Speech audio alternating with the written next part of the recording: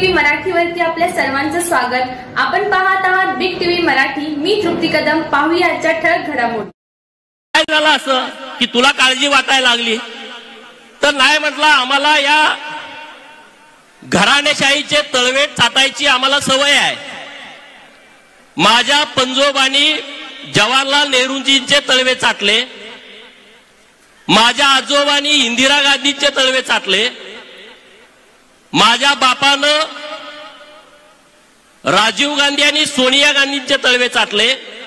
आता माझी पिढी राहुल गांधीचं तळवे चाटते।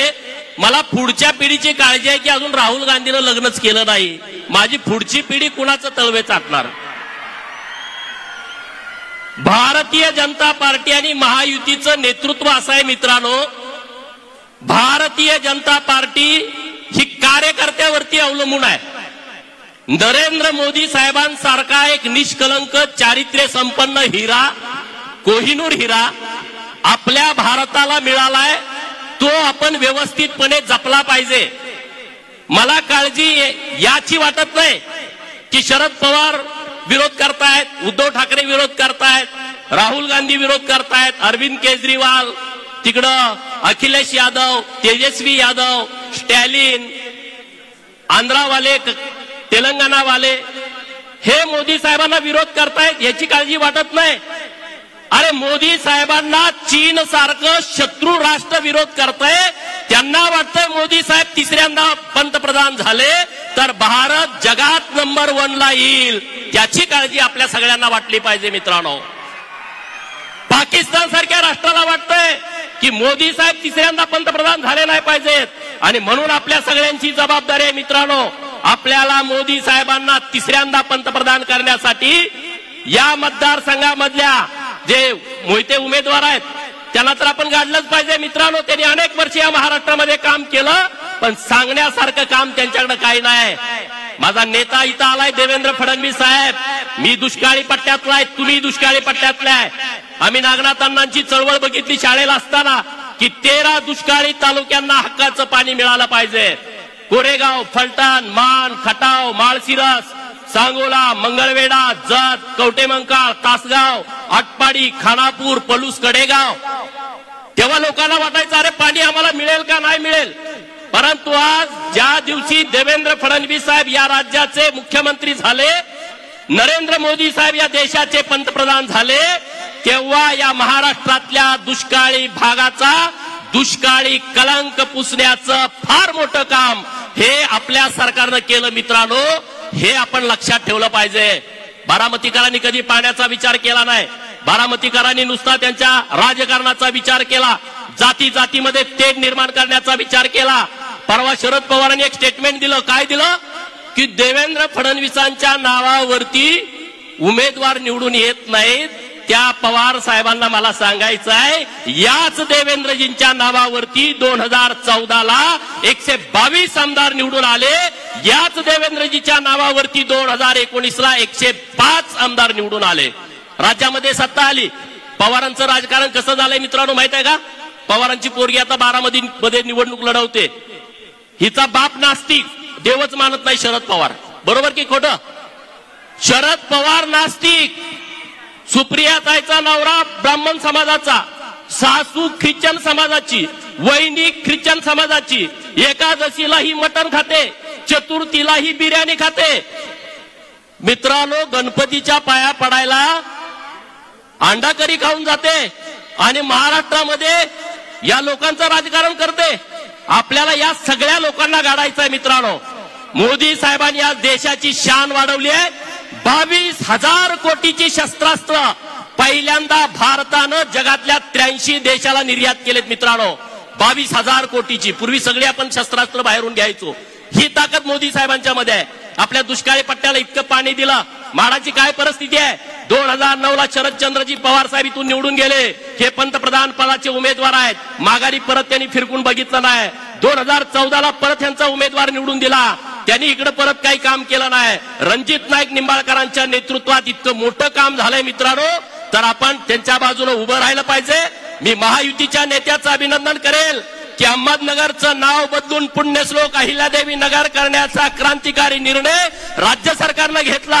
आपली सगळ्यांची जबाबदारी आहे की महायुती बरोबर राहणं। माननीय नरेंद्र मोदी साहेबांनी काशी विश्वेश्वराच्या मंदिराच्या प्रांगणामध्ये पुण्यश्लोक अहिल्यादेवी होळकरांचा पुतळा बसवला। मी धन्यवाद देतो मोदी साहेबांना। माझ्या सगळ्या अहिल्या भक्तांना पण माझी विनंती आहे की मोदी साहेबांना धन्यवाद आपण या निवडणुकीमध्ये कमळ चिन्हासमोरचं बटन दाबून दिली पाहिजे। सोलापूरच्या विद्यापीठाला माननीय देवेंद्र फडणवीस साहेबांनी अहिल्यादेवींचं नाव दिलं। मी परत एकदा त्यांना धन्यवाद देतो। सर्वांना एक विनंती आहे, आपले लाडके पंतप्रधान नरेंद्रजी मोदी साहेबांचं आगमन झालंय, पण सगळ्यांनी खाली बसा, खाली बसा, बोला भारत माता की। आणि यानंतर तुमच्या सर्वांशी संवाद साधतायत आपल्या सर्वांचे भाजपा महायुतीचे लोकप्रिय उमेदवार, पुन्हा एकदा भावी खासदार, ज्यांना आपल्याला थेट कुठं पाठवायचंय, कुठं पाठवायचंय, दिल्लीला पाठवण्यासाठी आपण सज्ज आहेत आणि आपल्या सर्वांशी संवाद साधतायत पुन्हा एकदा भावी खासदार रणजित सिंहजी निंबाळकर साहेब। विनंती आहे सगळ्यांनी खाली बसा।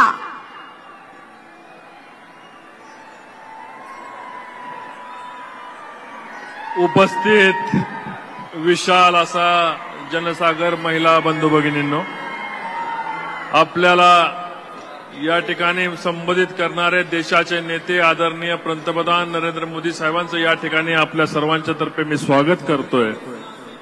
आदरणीय या आपल्याला सगळ्यांना संबोधित करण्यासाठी उपस्थित असलेले महाराष्ट्र राज्याचे उपमुख्यमंत्री देवेंद्रजी फडणवीस साहेब यांचं मी या ठिकाणी स्वागत करतोय। आमदार बबनदादा शिंदे, आमदार शहाजी बापू पाटील, आमदार जयकुमार गोरे, आमदार संजय मामा शिंदे, रश्मिताई बागल, माजी आमदार गुदगे, माजी आमदार जगताप साहेब, आमदार रमेश लाड, आमदार प्रसाद लाड। गाडी बंद करा ना, गाडी लागलीत वर, गाडी बंद करा।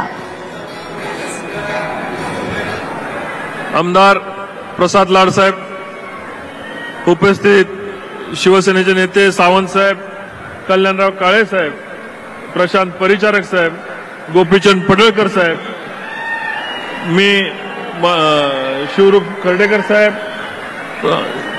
आमचे दौलत नाना शितोळे साहेब, मकरंद भाऊ, कल्याणराव काळे साहेब, माग राजकुमार नानांच्या माग आमचे सर्व बसलेले सहकारी प्रदात्या शिवरूपराजे, रंजन भाऊ, BY पाटील। मला माफ करा की सगळ्यांची नावं घेता येत नाहीत। आज हा विशाल जनसमुदाय, बहुतेक या मंडपामध्ये जनसमुदायाला बसण्यासाठी जागा कमी पडेल आणि भर दुपारी आलेल्या या जनसमुदायाचं मी माढा लोकसभेचा विद्यमान खासदार म्हणून मी या ठिकाणी तुमचं स्वागत करतोय। माझी विनंती आहे सर्वांना, पंतप्रधान महोदय या ठिकाणी व्यासपीठावर येणार आहेत, तर कृपया आपण आता सर्वांनी खाली बसून घ्यावे, कृपया आपण सर्वांनी खाली बसून घ्यावे। माढा लोकसभेच्या निवडणुकीचा हा शेवटचा टप्प्यामध्ये आपल्याला मार्गदर्शन करण्यासाठी, आपल्याला संबोधित करण्यासाठी आदरणीय देशाचे पंतप्रधान मोदी साहेब या ठिकाणी उपस्थित राहिलेले आहेत। मला आनंद होतोय साहेब, याच्या ठिकाणी मागच्या 5 वर्षापूर्वी याच ठिकाणी माळशिरस तालुक्यामध्ये आदरणीय मोदी साहेबांनी आपल्याला संबोधित केलं होतं आणि मोदी साहेबांच्या वतीने आदरणीय देवेंद्रजींनी सभेला आश्वासन दिलं होतं की माढा मतदारसंघामधल्या सिंचनाचे प्रकल्प आम्ही मार्गीला लावू। मला या ठिकाणी वचनपूर्तीनंतर आपल्याला बोलताना मला मनापासून आनंद आहे की साहेब आपण दिलेला त्यावेळेसचा रेल्वेचा शब्द, त्यावेळेसचा पाणी प्रश्नाचा शब्द आपण सोडवला। त्याबद्दल मागच्या 5 वर्षाच्या ज्या कामाच्या बद्दल मी लोकसभा मतदारसंघाच्या वतीने आदरणीय देवेंद्रजींचे, आदरणीय मोदी साहेबांचे मी मनापासून आभार मानतो। आपण साहेब ज्यावेळेस मतदारसंघामध्ये जनता पार्टीचा ताब्यात आला,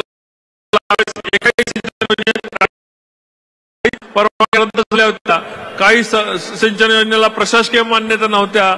मला आनंद आहे की या माढा मतदारसंघामधला फलटण तालुका असो, माळशिरस तालुका असो, सांगोला तालुका असो, करमाळा तालुका असो, माढा तालुका असो, संपूर्ण मतदारसंघामधल्या मान खटाव तालुक्यासहित सर्व मतदारसंघामधल्या सिंचन योजना आज देवेंद्रजींच्या आणि एकनाथ शिंदे साहेबांच्या आज मार्गाला लागल्यात। देशाचे पंतप्रधान मोदी साहेबांचं मी या ठिकाणी स्वागत करतो आणि माझ्या शब्दाला विराम देतो. जय हिंद, जय महाराष्ट्र. आणि या ठिकाणी जय श्रीराम, भारत माता की, भारत माता की. अब की बार, अब की बार या भारत देशाचे लोकप्रिय नेतृत्व, ज्यांच्या नेतृत्वाखाली आज भारत देश संपूर्ण देशामध्ये संपूर्ण जगामध्ये आपलं भक्कम स्थान मिळवताना प्रत्येक भारतीयाला मान उंच व्हावा असं कर्तृत्व या जगाचे नेते म्हणून सन्माननीय पंतप्रधान नरेंद्रजी मोदी साहेब यांच्या रूपाने आपल्याला बघायला मिळतंय. बुलंद विकास पुरुष, कर्मयोगी, प्रखर राष्ट्रभक्त, दूरदृष्टीचे जननायक आणि अब की बार 400 पारचा नारा घेऊन सर्वसामान्यांचं सरकार पुन्हा एकदा भारतामध्ये यावं यासाठी महत्वपूर्ण लढा, आपल्याच माणसांवरती अन्याय करणाऱ्या आपल्याच माणसांच्या विरुद्धचा हा लढा सन्मान्य नरेंद्रजी मोदी साहेब यांच्या नेतृत्वाखाली आपण करतोय.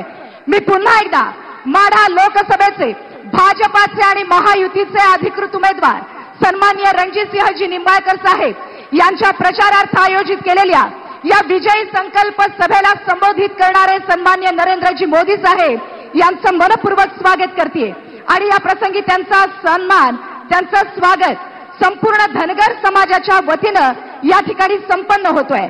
ज्यांनी काल धनगर समाजाचा फेटा, काठी आणि घोंगडं नाकारलं, त्याच फेटा आणि काठी घोंगड्यानं पंतप्रधान नरेंद्रजी मोदी साहेब यांचं स्वागत धनगर समाजाच्या वतीनं इथं होतंय आणि हा सन्मान करतायत आमदार गोपीचंद पडळकर, सन्माननीय आप्पासाहेब देशमुख, सन्माननीय सोमनाथ ताता वाघमोडे आणि अर्जुनजी काळे. धनगर समाजाच्या वतीनं सन्माननीय पंतप्रधान नरेंद्रजी मोदी साहेब यांचा यथोचित सन्मान, त्यांचा आदरातिथ्य येत होते. बोला येळकोट, येळकोट, येळकोट, येळकोट. आणि यानंतर सन्माननीय पंतप्रधान साहेबांचा यथोचित सन्मान लाखोंच्या संख्येनं श्रद्धास्थान असणाऱ्या, महादेवाचा अवतार असणाऱ्या बाळू मामाची मूर्ती देऊन सुद्धा इथं सन्मान होतोय. मी सन्माननीय आजच्या या कार्यक्रमाचे सर्वच मंचावरती उपस्थित असणारे महायुतीचे पदाधिकारी आपल्याला विनंती करते, महादेवाचा अवतार म्हणून गणल्या गेलेल्या आणि लाखोंच्या भक्तांच्या साक्षीनं बाळू मामांची मूर्ती आपण इथं देतोय आणि त्याचबरोबर संपूर्ण भारताचा आर्थिक कणा ज्याच्यावरती आधारलेले असे शेतकरी आणि बैलगाडा देऊन सुद्धा सन्माननीय प्रधानमंत्री साहेबांचा सन्मान होतोय. आमदार बबनदादा शिंदे, आमदार संजय मामा शिंदे आणि उपस्थित सगळ्या मान्यवरांच्या शुभ हस्ते हा सन्मान इथं संपन्न होतोय. मी पुनश्च एकदा विनंती करते आमदार बबनदादा शिंदे, आमदार संजय मामा शिंदे, आमदार ॲडव्होकेट शहाजी बापू पाटील, सन्माननीय आमचे परिचारक साहेब, सन्माननीय आमच्या मंचावरती उपस्थित असलेल्या सगळ्याच मान्यवरांच्या शुभ हस्ते हा सन्मान सन्माननीय पंतप्रधान नरेंद्रजी मोदी साहेब यांचा इथं होतोय. आमदार गोपीचंद पडळकर, आमदार जयकुमार गोरे, आमदार परिचारक साहेब आणि मंचावरती उपस्थित असलेल्या सगळ्याच मान्यवरांच्या शुभ हस्ते इथं होत आहे. बोला जोरदार टाळ्याने आपण पुन्हा एकदा आपल्या लाडक्या पंतप्रधानांचं इथं स्वागत करूया आणि मी त्यांचं पुन्हा एकदा स्वागत करते. आणि यानंतर जशी वारकऱ्यांच्या भक्तीशिवाय पंढरीचा पांडुरंग नाही, जशी वारकऱ्यांच्या भक्तीशिवाय पंढरीचा पांडुरंग नाही, तसंच फडणवीस साहेबांच्या नेतृत्वाशिवाय महाराष्ट्राचा विकास नाही. आणि अशा या महाराष्ट्राच्या विकासाचा ढाण्याबाज महाराष्ट्र राज्याचे लाडके उपमुख्यमंत्री नामदार देवेंद्रजी फडणवीस साहेब आपल्याला संबोधित करतायत. जोरदार टाळ्यांनी आपण स्वागत करूयात सन्माननीय फडणवीस साहेब. भारत माता की, भारत माता की, छत्रपती शिवाजी महाराज की, धर्मवीर छत्रपती संभाजी महाराज की, येळकोट, येळकोट. बाळू मामाच्या नावानं मंचावर उपस्थित असलेले अखिल विश्वातील सर्वाधिक लोकप्रिय नेते, आपल्या सर्वांचे नेते आणि भारताचे प्रधानमंत्री माननीय नरेंद्र मोदीजींचं आपल्या सगळ्यांच्या वतीनं मी या ठिकाणी स्वागत करतो. मंचावर उपस्थित आपले लोकप्रिय उमेदवार रणजित सिंह नाईक निंबाळकर, नीलमताई गोरे, जयकुमार गोरे, बबनदादा शिंदे, प्रसादजी लाड, गोपीचंदजी पडळकर, संजय मामा शिंदे, शहाजी बापू पाटील, प्रशांत मालक परिचारक, सदाभाऊ खोत, रश्मीताई बागल, संजीवनीताई पाटील, दिलीपराव येळगावकर, जयंतराव जगताप, दौलत नाना शितोळे, राजकुमार नाना पाटील, चेतन सिंग केदार, दीपक आबा साळुंके, जयकुमार शिंदे, कल्याणराव काळे, शिवाजीराव सावंत, सोमनाथजी वाघमोडे, दादासाहेब उराडे, चंद्रकांत कोकाटे, शिवरूप राजे, त्याचप्रमाणे शरद बापू, विक्रम कदम, सर्वच या ठिकाणी उपस्थित मान्यवर आणि उपस्थित माझ्या सर्व माता भगिनी आणि बंधूंनो, खरं म्हणजे इतक्या विराट संख्येने आपण सगळे लोक या ठिकाणी एकत्रित आला आहात.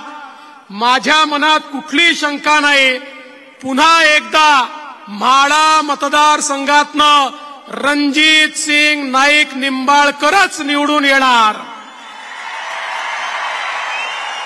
बंधू भगिनींनो, रणजित सिंग नाईक निंबाळकरांनी माननीय मोदी साहेबांच्या आशीर्वादाने जे जे शब्द दिले होते ते शब्द या ठिकाणी पूर्ण केले. 50-60 वर्ष ज्यांना आपण नेतृत्व दिलं ते प्रत्येक निवडणुकीमध्ये ती भाषणं करायचे, तेच ते वादे करायचे, त्या घोषणा करायचे, पण ते कधी पूर्ण झालं नाही. पण तुम्ही पहिल्यांदा मोदीजींच्या सोबत रणजित दादाला पाठवलं. या ठिकाणी पाणी देखील आलं, या ठिकाणी रेल्वे देखील आली. आणि चिंता करू नका, आता 36 गावाच्या पाण्याचा प्रश्न बाकी आहे. हा माझा तुम्हाला शब्द आहे, रणजित दादाच्या वतीनं हे पाणी मोदी साहेबांच्या माध्यमातून त्या ठिकाणी पोचवल्याशिवाय आम्ही शांत बसणार नाही. आज तुम्ही बघा, वर्षानुवर्ष आपल्याला सांगितलं जायचं कृष्णा भीमा स्थिरीकरण, कृष्णा भीमा स्थिरीकरण. मलाही वाटलं मोठी योजना आहे, मुख्यमंत्री झालो, फाईल उघडली तर लक्षात आलं त्याच्यावर लिहिलं होतं पाणी उपलब्ध नाही, योजना बंद करता येणार नाही. पण या ठिकाणी रणजित दादाला तुम्ही खासदार केलं आणि मी मुख्यमंत्री असताना त्या ठिकाणी प्रयत्न सुरू केला. माझ्या लक्षात आलं की आपल्याला जे वाहून जाणारं पाणी आहे, जे फ्लडचं पाणी आहे, ते पाणी डायव्हर्शन कॅनलनी उजनीपर्यंत आणता येतं आणि या सगळ्या दुष्काळी भागामध्ये हे पाणी पोचवता येतं. आपण वर्ल्ड बँकेची परवानगी मागितली, माननीय मोदी साहेबांकडे गेलो, आमच्या रणजित दादांनी त्याचा पाठपुरावा केला. मला सांगताना आनंद वाटतो, या फ्लड इरिगेशन प्रोजेक्टला त्या ठिकाणी मोदी साहेबांच्या आशीर्वादाने वर्ल्ड बँकेने देखील तत्वता मान्यता दिली आणि पैसे देण्याचं कबूल केलं. आता कृष्णेचं पाणी, वाहून जाणारं पाणी हे उजनीमध्ये आणून त्या माध्यमातून या संपूर्ण भागाला सुजलाम सुफलाम करण्याचं काम हे आपल्या सरकारच्या माध्यमातून होणार आहे. बंधू भगिनींनो, मोदीजींसारखा नेता पाठीशी आहे. आपण पाहतो, हायवेज पाहतोय, पिण्याच्या पाण्याच्या योजना पाहतोय, या ठिकाणी आपण सिंचनाच्या योजना पाहतोय. हे सगळं या ठिकाणी संभव झालं मोदी साहेबांचं नेतृत्व आहे म्हणून. मी तुम्हाला एवढंच सांगू इच्छितो, आता रणजित दादांच्या विरुद्ध पुन्हा एकदा जे उभे राहिलेत जरा त्यांचाही इतिहास बघा, जे उभे राहिलेत त्यांचं एफिडेव्हिट बघा. मी तुम्हाला एक शब्द देतो, या तालुक्याला त्यांच्या दहशतीतून मी मुक्त करणार आहे, मुक्त करणार आहे. सामान्य माणसाला जो त्रास आहे, ज्या जमिनी बळकावल्या गेल्यात, जे लोकांचे खून झालेत, जे लोकांवर हल्ले झालेत, ज्या प्रकारे लोकांना प्रताडित केलंय, हे सहन केलं जाणार नाही. ही लोकशाही आहे, ही ठोकशाही नाही आहे. इथे अशा प्रकारे ठोकशाही ही चालू दिली जाणार नाही. बंधू भगिनींनो, मध्यंतरीच्या काळामध्ये सोलापूरला शरद पवार साहेब, सुशील कुमार शिंदे साहेब, आणि विजयदादा एकत्रित आले आणि एकत्रित येऊन सांगितलं आम्ही 30 वर्षांनी एकत्रित आलोय, पुढच्या पिढीच्या भविष्याकरता एकत्रित आलोय. तुम्हाला वाटलं पुढची पिढी म्हणजे तुम्ही, पुढची पिढी म्हणजे तुम्ही नाही, तुमच्या भविष्याकरता नाही. पवार साहेब सुप्रियाताईच्या भविष्याकरता, सुशील कुमार शिंदे त्यांच्या मुलीच्या भविष्याकरता आणि विजयदादा हे धैर्यशील आणि रणजितदादाच्या भविष्याकरता त्या ठिकाणी एकत्रित आले, तुमच्या भविष्याकरता एकत्रित आले नाही.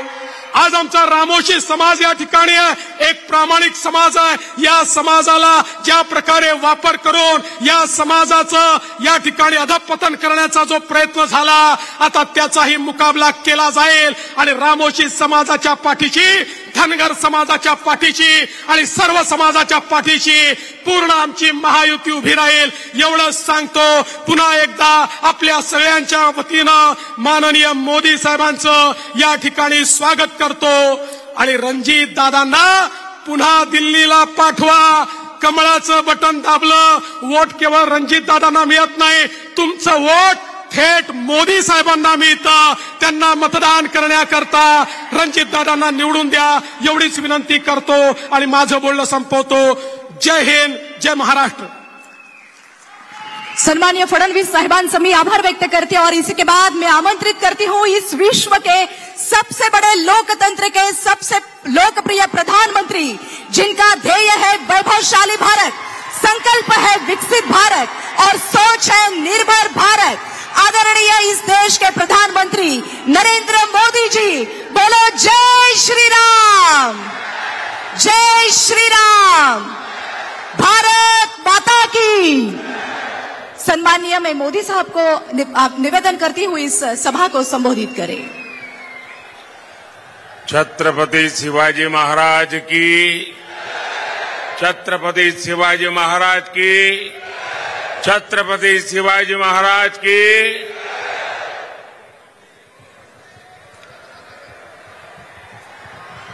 इथे मंचावर खासदार आहे,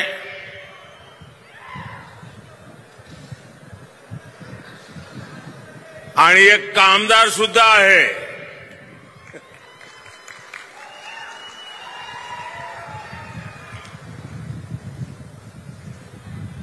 यहां बोलता ना येलकोट येलकोट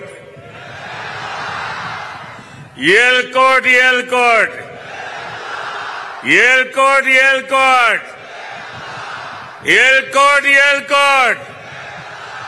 बालू मामाच्या नावाने,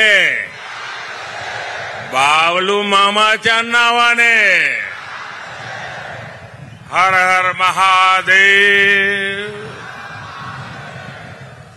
मी महाराष्ट्राचे कुलदैवत विठोबा रखुमाई आणि माढेश्वरी देवी यांच्या चरणी नतमस्तक होतो.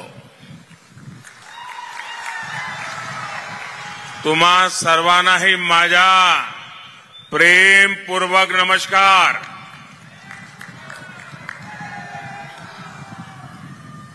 छत्रपति शिवाजी महाराज की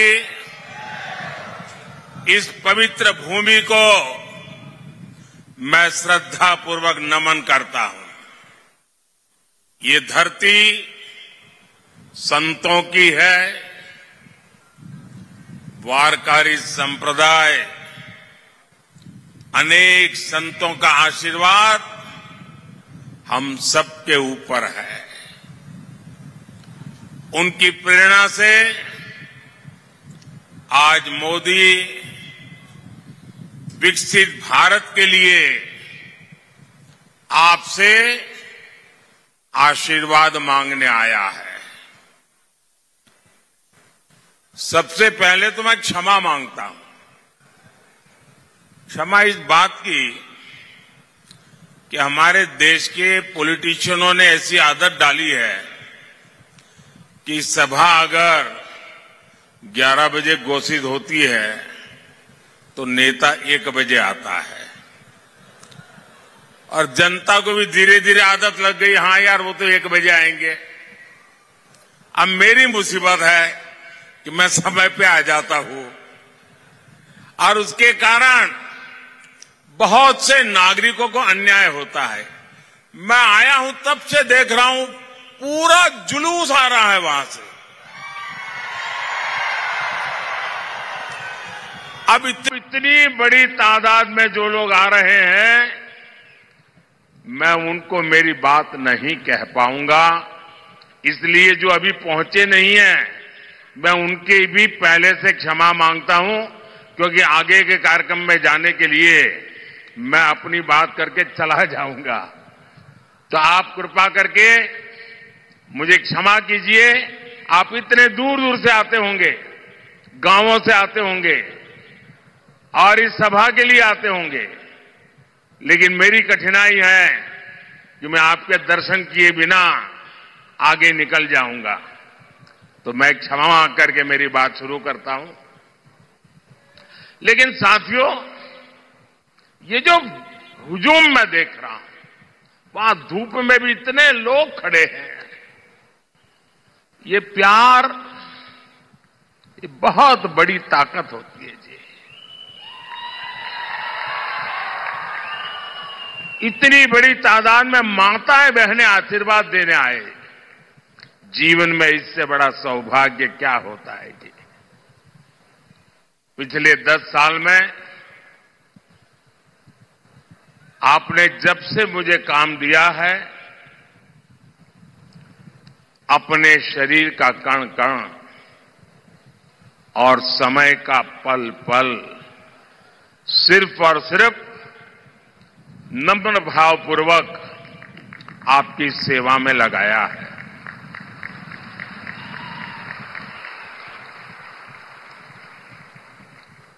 आज देश के लोग, महाराष्ट्र के लोग मोदी सरकार के 10 साल और कांग्रेस सरकार के 60 साल में अंतर देख रहे हैं। जो कांग्रेस 60 साल पंचायत से लेकर के पार्लियामेंट तक उन्हीं का राज था और किसी की आवाज ही नहीं थी, विपक्ष तो था ही नहीं, और मीडिया भी बहुत छोटा था उस समय। लेकिन 60 साल में जो नहीं कर पाए, ये आपके सेवक ने 10 साल में करके दिखाया है।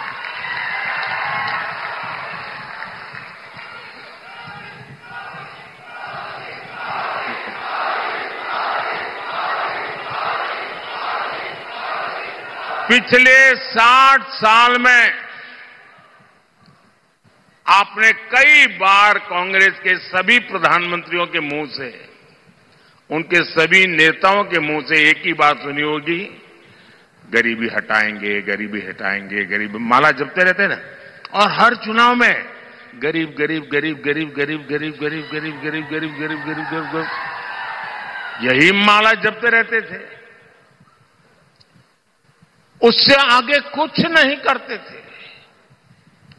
आपके आशीर्वाद से, आपके सहयोग से,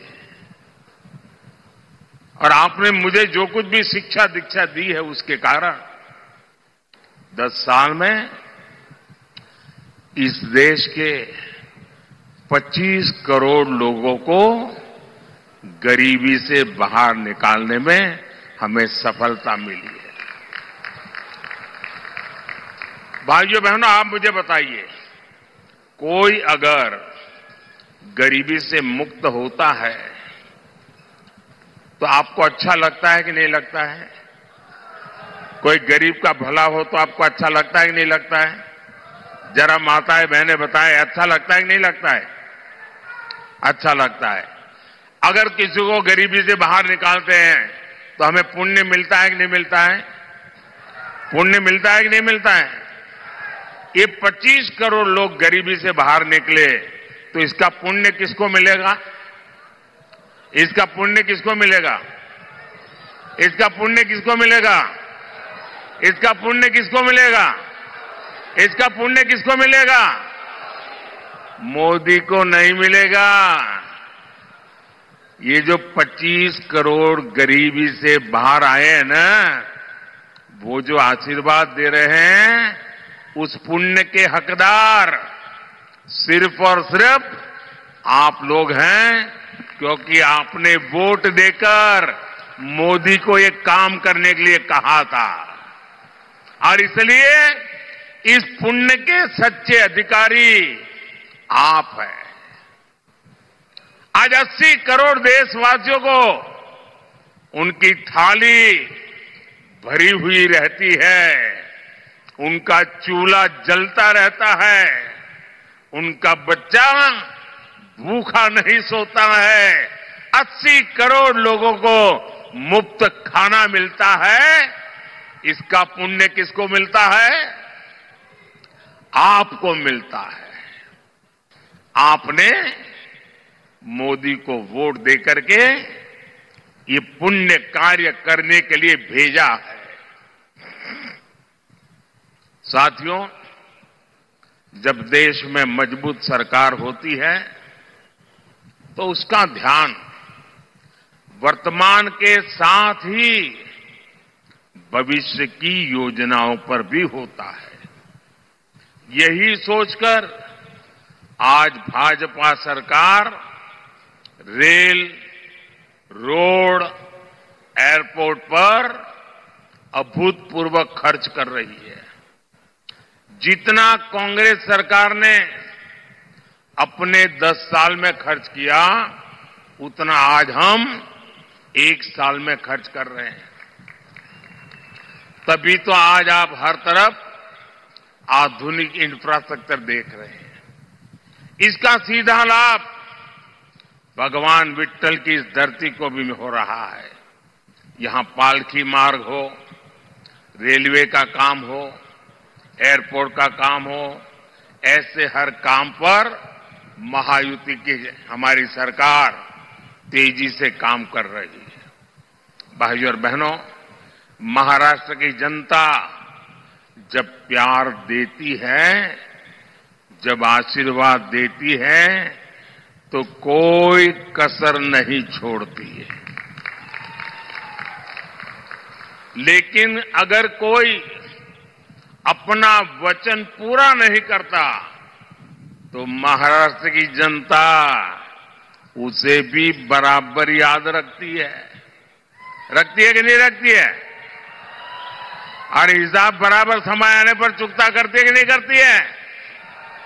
अब देखिए, 15 साल पहले एक बहुत बड़े नेता यहां चुनाव लड़ने के लिए आए थे। कहते हैं कि तब उन्होंने डूबते सूरज की शपथ लेकर कहा था कि यहां सूखे से प्रभावित क्षेत्रों तक पानी पहुंचाएंगे। उन्होंने पानी पहुंचाया क्या? पानी पहुंचाया क्या? पानी पहुंचाया क्या? याद है ना? याद है ना? अब उनको सजा देने का समय आ गया है। एक वो दिन था और एक आज का दिन है। वो यहां से चुनाव लड़ने की हिम्मत नहीं जुटा पाए। साथियों, विदर्भ हो, मराठवाड़ा हो, बूंद बूंद पानी के लिए तरसाने का ये पाप सालों साल से होता रहा है। कांग्रेस को 60 साल तक देश ने राज करने का हक दिया, काम करने का मौका दिया। 60 साल में दुनिया के अनेक देश पूरी तरह से बदल गए, लेकिन कांग्रेस किसानों के खेत तक पानी भी नहीं पहुंचा पाई। 2014 में देश में 99 सिंचाई योजना ऐसी थी, करीब 100 सिंचाई ऐसी योजनाएं थी जो कई कई दशकों से लटकी पड़ी थी। इसमें भी सबसे ज्यादा 26 परियोजनाएं महाराष्ट्र की थी। सोचिए कितना बड़ा धोखा इन लोगों ने महाराष्ट्र को दिया है। साथियों, हर खेत में पानी पहुंचाना, हर घर तक पानी पहुंचाना, ये मेरे जीवन का बहुत बड़ा मिशन है।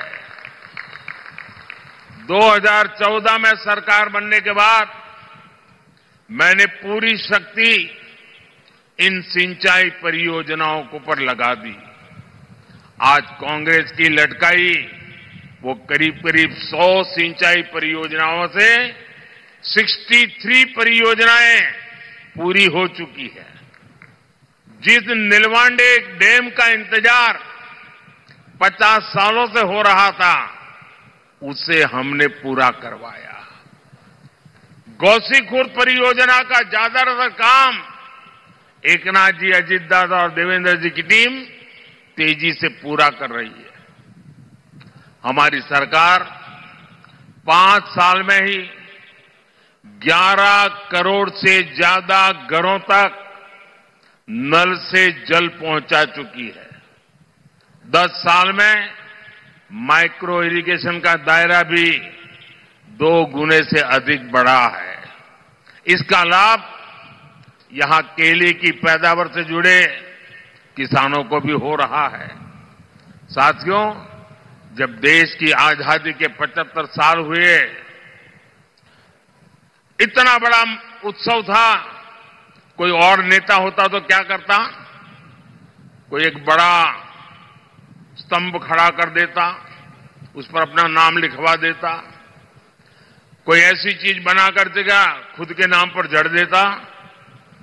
लेकिन देश जब आजादी के 75 साल मना रहा था, तब मोदी को खुद के लिए कुछ करने का विचार नहीं आया, सरकार का नाम कमाने का विचार नहीं आया। तब मैंने संकल्प लिया था कि देश के हर जिले में 75 साल के निमित्त 75 अमृत सरोवर बनवाऊंगा। अमृत सरोवर अभियान के तहत अनेकों अमृत सरोवर देश के हर जिले में बने हैं। ये अमृत सरोवर मेरे दिमाग में मेरा किसान था, मेरे दिमाग में खेत था, मेरे दिमाग में सूखे खेतों को पानी पहुंचाने का एक संकल्प था। ये अमृत सरोवर आज की नहीं, बल्कि आने वाली पीढ़ियों को भी बहुत काम आने वाले हैं। साथियों, ये हमारा महाराष्ट्र तो सहकारिता की धरती है। यहां के हमारे शुगर कोऑपरेटिव की किसानों को सशक्त करने में बहुत बड़ी भूमिका रही है। मोदी देश की पूरी ग्रामीण अर्थव्यवस्था में सहकारिता के दायरे को बढ़ाने के लिए प्रतिबद्ध है। इसलिए 2019 में जब आपने फिर पूर्ण बहुमत की सरकार बनाई, तो हमने पहली बार देश में सहकारिता के लिए अलग मंत्रालय बनाया, अलग मिनिस्ट्री बनाई।